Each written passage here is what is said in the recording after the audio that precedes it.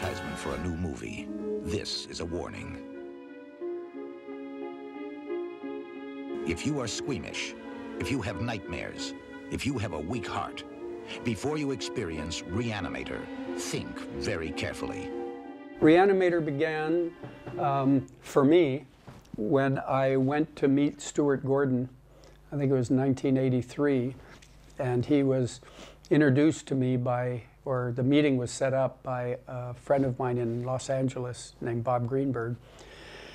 And I was looking for a director. I wanted to make a movie in Hollywood. I moved to Hollywood. I wanted to do a movie. I had borrowed all this money, and I was trying to work there in LA, but you know, I was sort of the out-of-towner that was being taken advantage of. And so I decided, well, I'll just make, I need to make a movie. And I need a director. And Bob Greenberg said, oh, you should go to Chicago and meet this theater director. I know you guys would get along.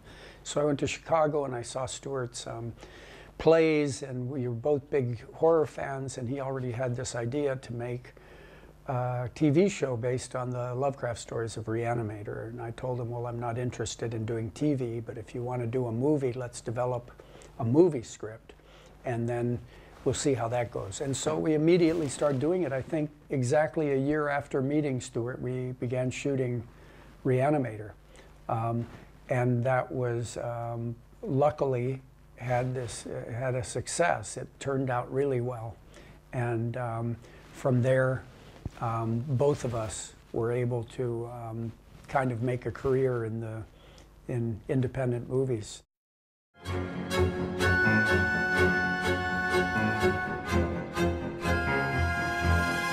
This morbid doodling with human body parts. Is this what it's all about? Something so shocking, it must be true. There is my creation. Originally, when we were making, when we were finishing Re-Animator, of course, it's funny with the movies. You always talk about a sequel while you're making the movie. What happens next, you know? But I think that originally we didn't think about making a sequel to Re-Animator. We thought the sequel would be Dagon, would be Shadow over Innsmouth. It's not a sequel, but it's we saw it as kind of a sequel. Yeah, then we make Innsmouth. And I did have the script to Dagon written by Dennis Paoli back in 1985. And we did our second, that wasn't really the second movie, but functionally the second one was From Beyond, a Lovecraft movie. We didn't immediately think, oh, let's do a sequel to Re-Animator. We thought, let's do another movie like Re-Animator. When we were shooting From Beyond and Dolls, we shot them back to back in Rome, Italy in 85, 86. I remember we would talk about a Re-Animator sequel, and at that time the title Bride of Re-Animator came up. And that idea actually had the elements of what later we tried to set up not so long ago, House of Re-Animator, which was Re-Animator in the White House. So the original idea of Bride of Re-Animator was that we would see what happened, that Dan Kane ended up with Meg, and West disappeared, and Dan is kidnapped and finds himself at the White House, and West is working for the White House, and then we had this whole thing about reanimating the president and all these celebrities being reanimated that the CIA had in the basement, like John F. Kennedy and people like that. This was when Reagan was president, so there was always this kind of idea that he was dead anyway. That Reagan always was falling asleep, and he was a bit, you know, so we thought it would be appropriate that he actually is dead and has been reanimated. So that was the original, that was just never written down, but just talked about. The talking, eventually we went through a lot of other projects, never a sequel to Re-Animator. And when I first spoke with Stuart, when we were working on Honey, I Shrunk the Kids, I spoke to him about doing a Re-Animator sequel. And I had been listening to this band called Oingo Boingo, Dead Man's Party, and it really inspired me. I wanted to use their music for a sequel to Re-Animator. And I remember mentioning to Stuart once, we were heading to the studio, and at that time he had decided that he wasn't going to do sequels, or his agent, and he didn't think it would be good for his career at that point. That looked like with Honey, I Shrunk the Kids would really take off into the big time. And then after that we tried to set up Shadow over Innsmouth and this voodoo movie, and these things didn't work out, and eventually Stuart was still working with Charlie Band of Empire. I had given him the right to sell Re-Animator, then he didn't pay me the money, typical Hollywood thing. Then I had to sue him, and we made Dolls and From Beyond with his financing. But see, Re-Animator I completely financed, and I was just stupid enough to let him sell it. So I ultimately never really made, people think I must have gotten rich on Re-Animator. Well, it wasn't me. It was, you know, Charlie and these other people. And that was that's pretty typical when you go into a new business, I think. You don't know how to handle it. But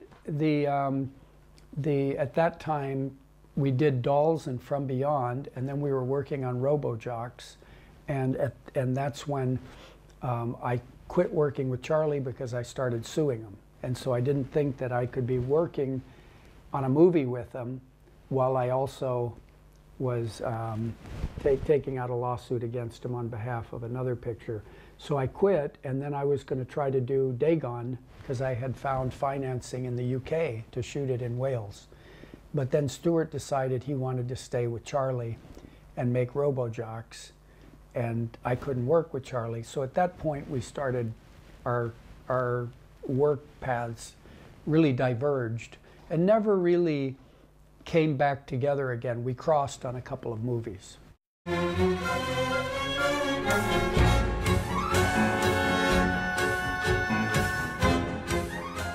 And eventually I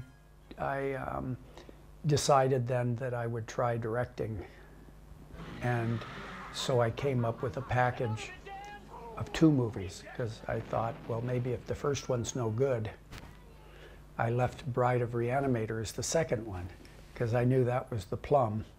And I found a friend of mine who used to sell movies for Charlie Band, Keith Wally, a Brit he was a football player actually in Britain, and had come to the LA to play football, soccer, and then he got into the movies with his buddies. And he started a company with another Brit who lived in Japan and had financing through a Japanese company. And so then I found this script, Society, which I thought was very paranoid, but it needed fantastic elements. So I worked with the writers to develop it more into something I liked. And then I was lucky enough to meet Screaming Mad George and get his collaboration on it.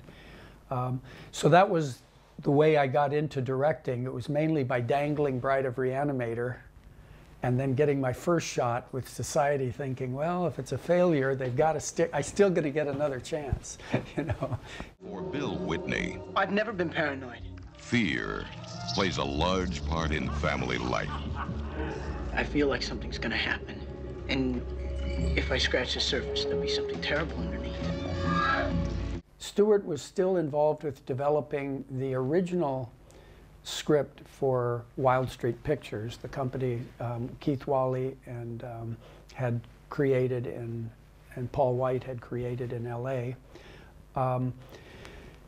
But I started first with the original writers, who were Dennis Paoli, William Norris, and Stuart Gordon, and we had a certain story about, I think at that time West and Kane were actually working in a mortuary, and Meg comes back, but then it seems like we weren't going to be able to get the script in time, and we had a really short window for shooting it. The financing was there, and so at that time I just started over and got the writer from Society, the 2 writers, and we sat down and banged out a script. I think it was like in 6 weeks, and just moved forward. And so I just diverged completely, because I knew that that Stewart had told me it would take them like 6 months to do the script, and I'd lose the financing, and so I just moved into it that way. And that's how I got into directing. When I shot Society with Keith Wally and Paul White, that worked out okay, and was especially successful in some places in Europe, and so they were real happy to do another one, and so we did Bride on kind of in a big rush. Herbert West is not just your ordinary doctor. Others dare not dream what we are about to do. He intends to make medical history. This is no longer about just reanimating the dead. I always liked the name Bride of Re-Animator, because it was more like the Universal Horrors. I looked at the stories and tried to pull together all the elements from the short stories that I thought we hadn't quite used. And so there's a lot of things that are pulled into it. And then I tried to keep it continuing from the other one. And I was really concerned about it all being part of the same story. I tried to keep the same tone, but of course I was not near the storyteller Stewart is or was at that time. And I think that the storytelling isn't as good as the first one. Plus, it's of course not surprising, because people have seen it. But you can see that in Bride there's more, I really like effects. So the first image I ever had for Bride of Re-Animator for the sequel was the finger eye creature. And I had always had that one. That was always in my mind. And I just love this idea of making things out of flesh. And so I was focused on that. Well, that's the kind of thing that's something I like, and you can see in Society that kind of element too. And that's not, Stewart is much more oriented towards kind of theatrical storytelling. Most of his movies you could tell almost on a stage, but I don't think any of mine you could. And I think that's the difference between, it's different types of storytelling, and I think that someone who can tell a story on stage is, that's kind of a more pure storytelling, whereas I get sidetracked by all these concepts, mythologies, even with Society, I was really concerned about this whole mythology. I always think of the movie as like the part of the iceberg you see, but I'm so concerned with all this mythology, how it makes sense, where, how it works. And that's something that somebody, like with the original Re-Animator, Stewart really, he's concerned about how the characters play off of one another. And, that's real theater. And me, I'm kind of like, well, let's see, how does this happen? I was always concerned on the original Re-Animator. I remember some of our conversations would be, I was really big on the head. In the original script for the TV show, it just went to Halsey's death. And when I thought to do a movie, I thought, well, I like the guy carrying his head around, because I remember with The House on Haunted Hill with Vincent Price, when he finds a head. I always like the movies where the head is living. So I'm a big fan of that kind of stuff. And I thought, well, I really want to got to have the guy with the carrying his head around. That's a movie. So that's where that's what I focus on. And then it's, how do you cut the head off? What can you use, And then it's, well, how can a head talk? He doesn't have any lungs. And then we even talked about, we thought, maybe we put lungs in it. We keep the lungs. And God, that's terrible. You can't keep the lungs. But then how does it talk? In monster movies, the heads can talk. That's just the way it is. And then it's, but how does it nourish itself? Well, then it should be in a pail of blood. And that's why you have all that scene with the blood. And that was all coming from these sort of ridiculous obsessions with trying to find some logic in the illogical. And really in horror, the kind of horror I like, there's already, it's kind of a genre that has certain certain accepted conventions, and I always think that horror is always kind of a representative. It's kind of a I like the expressionistic elements of horror. I like the idea that what you see is trying to present how you should feel, not what's there. Forget it, Dad. She's just an assembly of dead tissue. H.P. Lovecraft's Bride of Re-Animator. Are we having fun yet?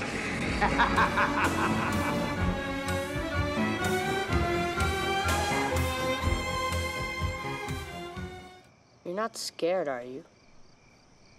Scared? Why should I be scared? I want to work with you.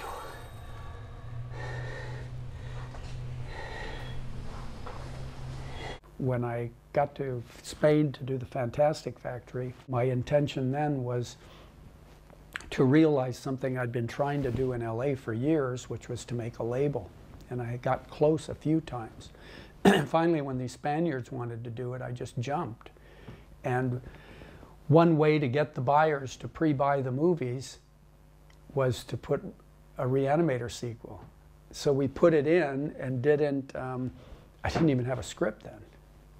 You know, I had some ideas, I'd worked on ideas, but the idea I was working on with Beyond Re-Animator was the, once again, I started getting into the mythology, because with Bride, I thought we always have to keep the work advancing.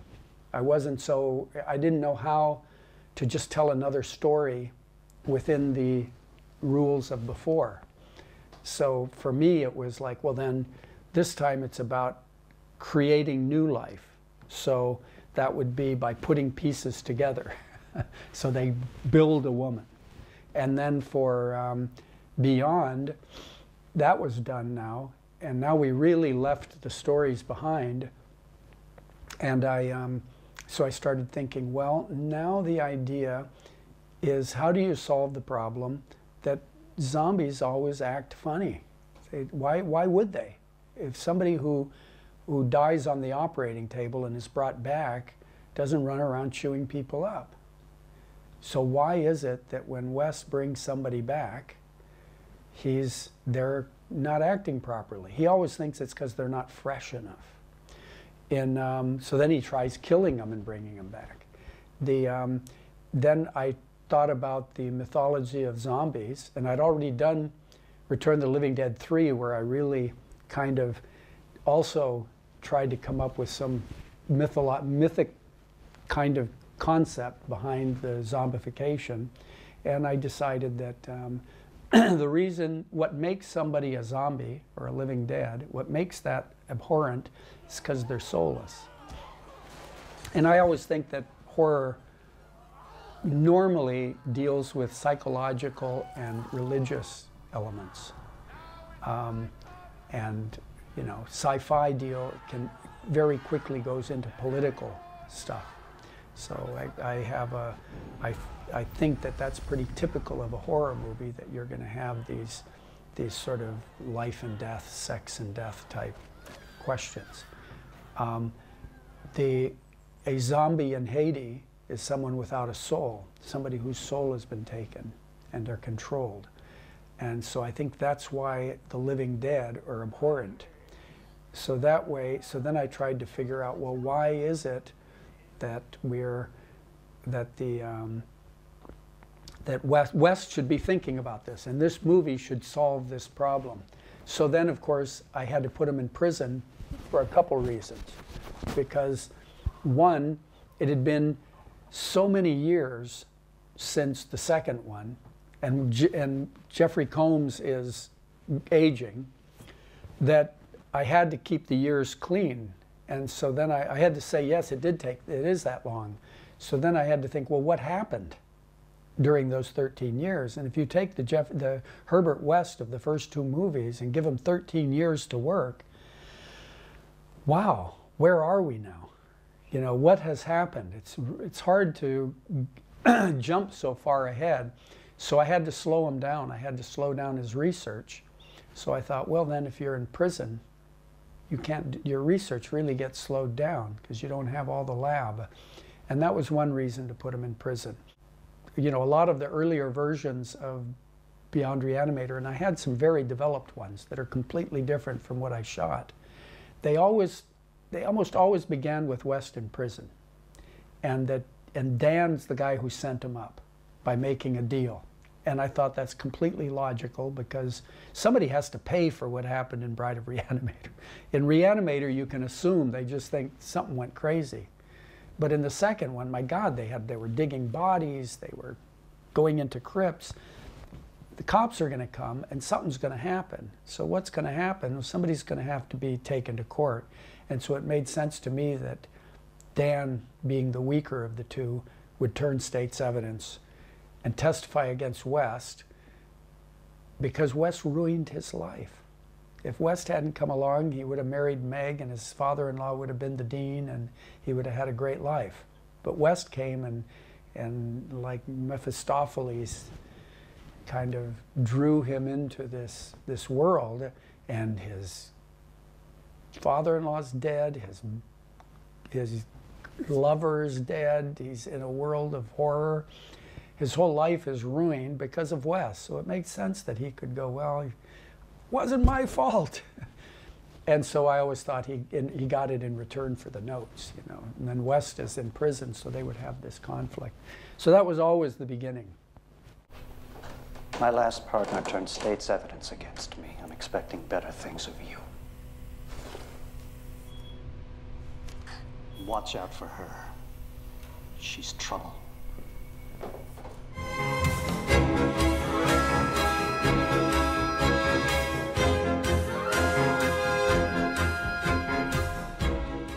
When we finally did it, I decided not to shoot the courtroom part. And then there was always a scene with West in prison. And then